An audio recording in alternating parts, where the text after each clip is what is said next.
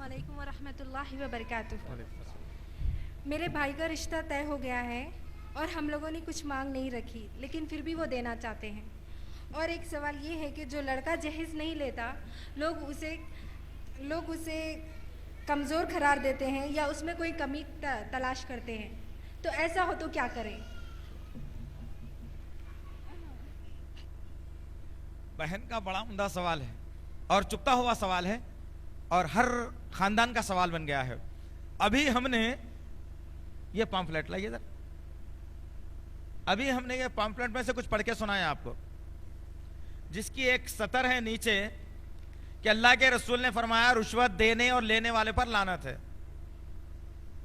बात समझ में आई ना? आई नहीं है? रुश्वत देने और लेने वाले पर अल्लाह की लानत है। अब सवाल क्या पैदा होता है कि बहन ने सवाल किया कि हम कुछ भी नहीं मांग रहे मगर देना चाह रहे हैं, क्या इसको लिया जा सकता है या नहीं?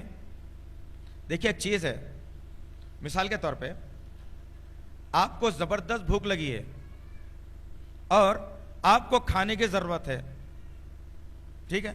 अब आपके सामने वो चीजें लाकर रख रहे हैं जो आपको नापसंद है, बिल्कुल कराहियत वाली, बिसान बो आ रही है, गंदगी है, गिलाजत है, जिसे ताउफुन है, मक्खियां बैठ रहे हैं, जिसका आपसे मतली आ रही है, कराहट हो रही है, क्या फिर भी आप उसको खाएंगे? बोलो भाई, नहीं खाएंगे। तो जहेज का मामला भी ऐसी है, उन्होंने जब दे रहे हैं तो उनको बोले कि बुरी बला है, बुरी बला को हम अपने रहमत वाले घर में ले लाना चाह रहे हैं। हमारा भाई नामर्द नहीं है, मर्द है अल्हम्दुलिल्लाह, उन्हें कमाना जानता, लाना भी जानता, अपनी बीवी को खुश रखना भी जानता।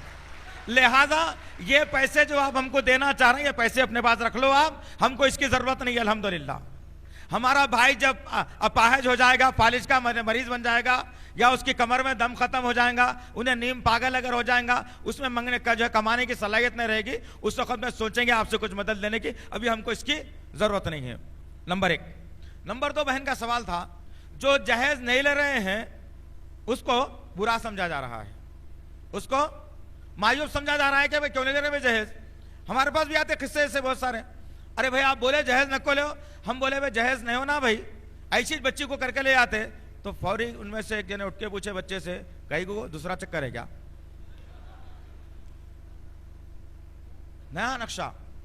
तो पता ये चला दोस्त, पता ये चला कि वो जो आदमी, वो औरत, वो मर्द जो सवाल करने वाली है कि कुछ नहीं चाहिए तो तुम्हारे बच्चे के चक्कर किसी और से है या हमको धोखा देना चाह रहे हो, उसने नबी की शरीयत को ही नहीं माना। पहली बात, उसने नबी के कानून के वक़फ़ियत हासिल ही नहीं की। पहली बात, उसने कुरान को पढ़ा ही नहीं। पहली बात, अल्लाह ताला के क़वानीन से उसको वक़फ़ियत नहीं है। वो सिर्फ और सिर्फ दुनिया परस्ती की जिंदगी में जीकर दुनिया के हवाले होना चाहता है। लिहाजा दीदाने मोहतरम, मेरी माँ बहनों, जो आपका सवाल है उसका जवाब यह बता रहा हूं कि आप पहले अल्लाह का दामन थाम लो इंशाअल्लाह।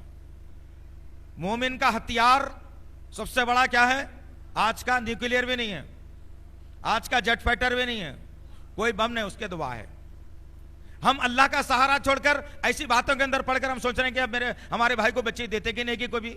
अरे नाउजुबिल्लाह, अल्लाह ताला ने सूरह निसा की आयत नंबर 1 में वाज़ेह कर दिया, आदम को पैदा किया, आदम से उसका जोड़ा पैदा किया और उससे बहुत सारे मर्दों को पैदा कर दिया और दुनिया में हमने हर चीज का जोड़ा बनाया है। अल्लाह की बात पर तुमको अगर यकीन है, भाई को, बहन को अगर अल्लाह की बात पर यकीन है, तो इत्मीनान से इंतजार करो। अल्लाह मेरा जोड़ा इसके पास नहीं बनाया, अल्लाह जिसका जोड़ा मेरे पास बनाया है वो जरूर मेरे पास हाजिर होकर के रहेगा इंशाअल्लाह। यकीन की बात है। उम्मीद का बहन का जवाब मुझे मिला। अस्सलाम वालेकुम।